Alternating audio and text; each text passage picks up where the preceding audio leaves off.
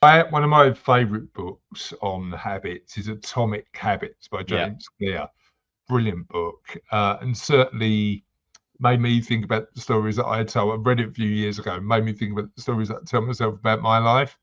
Um, it doesn't make me any more coordinated on a football, by the way. I'm still rubbish, but my Yeah. fitness has definitely improved since then.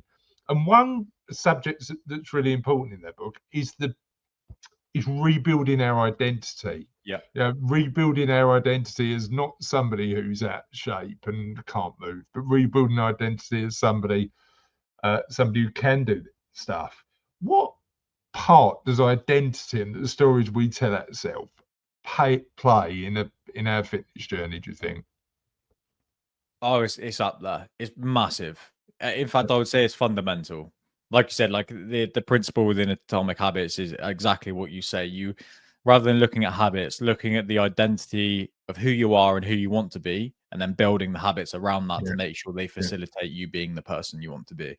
That's yeah, such an important concept. How many times, whether it's a friend who's overweight, has that friend joked about being overweight to you and they laugh it off and they yeah, make an excuse, or they go for another glass of wine, and they joke about having the glass of wine. When you see that, it's because internally there's discomfort to the environment. Like intrinsically, there's discomfort. So externally, they're trying to project that they're not really bothered. It's all fun and games.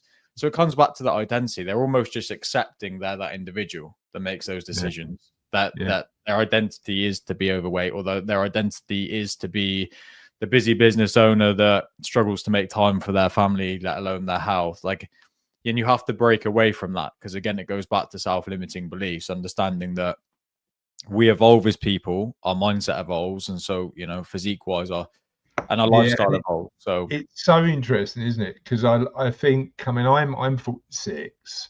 I'm looking at what I want for the next 10 years of my life, and part of the what happens next project, even though we know it's going to benefit the people who are thinking about what happens next now, is so I can work out what happens next as well. So hopefully this will be useful for me too.